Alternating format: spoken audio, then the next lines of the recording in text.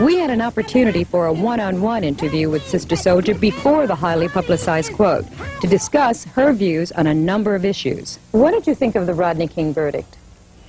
I thought a lot of things about the verdict. I mean, I had a bet going with one of my friends that they were going to let them free because I believe that the American justice system is racist in its nature. And I don't believe that the reason why black people can't get justice is because we don't have the criminals on videotape. I believe it's because of white racism. And so I expected them to let them free. You're the only person I've ever talked to or heard respond to the verdict that said they knew it was going to come down that way. Oh, yeah, I had a wager. I won some money on that one. How much? Small. A lot. A small amount. What was your response to the violence that ensued after that? Well, I thought that it was too bad that white America drove black youth to do that. You know, I felt like black people are civilized and rational. Black people had been seeing that videotape for weeks and months and had not reacted violently to the tape.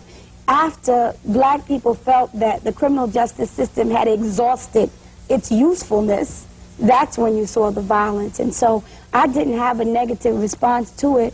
And I'm not one of these people that, you know, is going to come out and say, you know, you young kids, you shouldn't have done that, because I believe that America brought that response on itself. What do you say to people who say you're encouraging violence when you don't condemn it?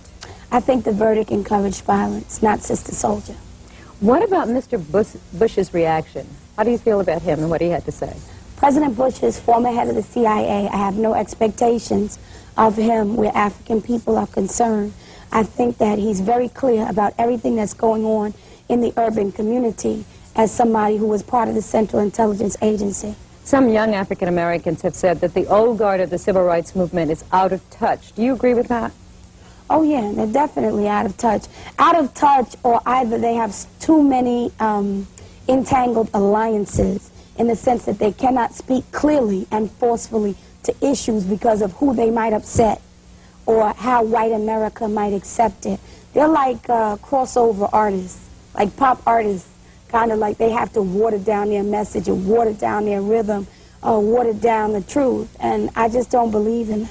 If you were going to speak to Mr. Bush privately, the way they did, what would you say to him? I would never speak to Mr. Bush privately. Did you ever say, I read somewhere where you said you have never met any good white people? I said in the beginning of my slavery video that I hadn't met any good white people, and my definition of good is that you understand that this is a question of power, that you be willing to give up some power, that you be willing to give up some resources, that you be willing to pay black people reparations for our years and years of service in this country, that you be willing to go home and tell your white mother and father about white racism and how it affects and kills black people in our communities. That's my definition of good white people, and I haven't met any like that. Speaking of power, how about empowerment? One of the criticisms that the mainstream community has of us is that we are lacking in family values. Right. We're children having children and men running the streets. Right. What do you say to that? Well, I think that the economic system in this country and the justice system in this country contributes to the delinquency and the destruction of the African family. I think the fact that 25% of the black male population is either in prison or under court supervision shows you that a lot of children will not have fathers.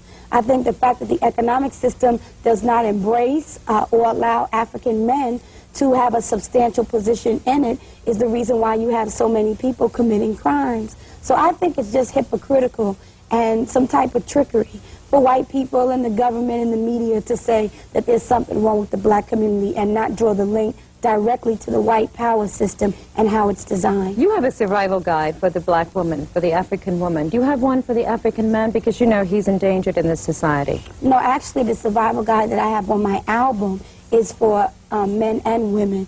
I don't separate the issues. I don't consider myself to be a feminist. And so everything that I say is for the survival of the black man and woman as well. You know, you have sort of a mainstream, or some might say bourgeois education. You went to Cornell, you went to Rutgers. A lot of people might find that surprising.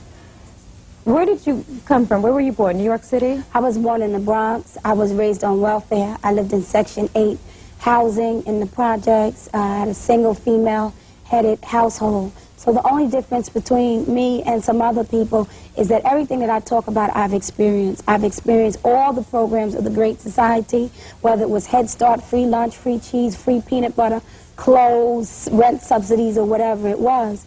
Now, I distinguish myself from other people that may have gone to these institutions because I haven't forgotten where I come from. I'm not ashamed to say that I was on welfare. I'm not ashamed to talk about the pain that it causes in our community, and I'm not ashamed of myself in any way, shape, form, or fashion. I have absolutely no desire to be white. What is the solution for us? Obviously, look at history. They out there, it hasn't been their help that's brought us here. Right. How do we go further? How do we move on? I think that we as a people are going to have to examine our economic relationship to America and corporations and divest our money in the same way blacks in South Africa had to divest from corporations that controlled their economy.